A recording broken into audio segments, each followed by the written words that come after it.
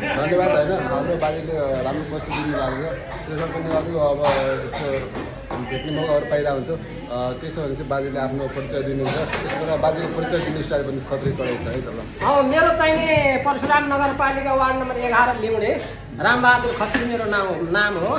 अब अहिले त्यति त केही पनि होइन अब भाइरल कलाकार छु म।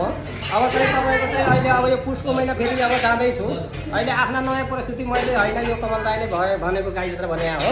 अहिले आफ्ना त अब मैले आफूले रेडी गरेको छु। अब गएर चाहिँ गाउँछु मैले आफ्नो निकाल्छु अब आफ्नो युट्युब च्यानलमा हाल्ने हो। मेरो युट्युब च्यानल भनेको लोकभाका रामबहादुर खत्री युट्युब च्यानल मेरो खोज्दाखेरि सारा नेपाली जनताहरूले भेट्नु हुनेछ।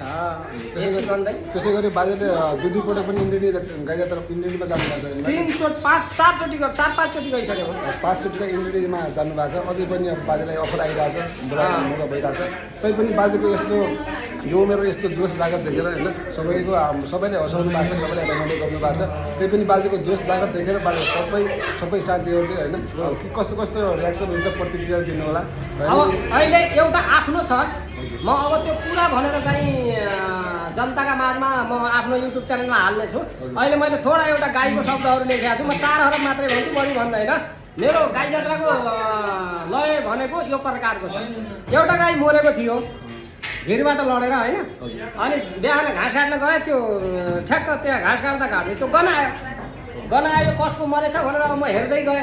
हेर्दै जाँदा चाहिँ भिरबाट लडेको उत्तानो परेको आँखा ट्याल्न पारेको।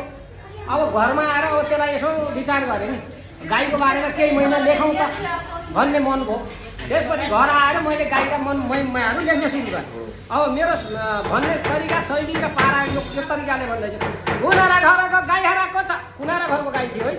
कुनारा घरको गाई हराएको छ। रातो र पहिराको तल र माथि खोज्नेको धारो मान्छेको ताती कहाँनिर छ है हेटी फाटी भाग्यमा लेखेको डाँडाले छेकेको मैले नदेखेको आहम एक गन्धनी आएको यो मैले त पाएको यो पक्कै छ मरेको संसार छोडेको भिरबाट लडेको उत्तानो परेको छ आँखा तडेको आहम थुनबाट आउन्जेल तानेर खान्छन् गाई थाको भने बानेर हान्छन् गाई र पाल्ने देश हो हाम्रो गाईलाई मान्न थालेन राम्रो बाख्रा र भैँसी भुतभरि पाले गाईभरि सबै झुन्डाएर मारे कोहीले खुवाउन थालेका डिस गाईमाथि किन गर्दै छोरी छ गाई तिहार आउँदा गाईबाछी पुज्ने कलीको मान्छेले के कुरो बुझ्नेलाई कुरो धेरै छ काफी कलीको मान्छे अति पाती कलीको मान्छेले गाईकाटी खाए दिदी र बहिनी आमानी लगे कलीको मान्छेले अमृत चाखेन बहिनी र दिदी आमानी राखेन ए हो र पापी बलात्कारी किन गर्दैछौ यो अत्याचारी पहिला पापीले भत्कार गर्छन् त्यसपछि घाँटी च्यापेर मार्छन् हुन नि कस्तो होला त साला स्वास्नीको याउनीमा ठोकिदियो ताला सुन्दै जाऊ है बाई कुरा छन् पहिला इतिहास ठोक्नमा नेपाली पहिला टोक्न त टोक्ने तेरीमा टोक्ने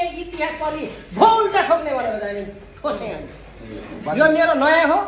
यो लगायत यो पहिलो मेरो यो प्रस्तुति छ। त्यसपछि महिलाको छ त्यसपछि पुरुषको छ त्यसपछि बामनको छ त्यसपछि नेताको छ। करिब आधा घन्टाको चाहिने मेरो प्रस्तुति छ। अब गएर मैले आफ्नो यो निकाल्ने हो मेरो आफ्नो युट्युब च्यानलमा हाल्ने हो। यो हो गाई जात्रा। थ्याङ्क यू सबैलाई धन्यवाद। थ्याङ्क यू बाजेलाई होइन सबै राम्रो भइरहेको छ धन्यवाद।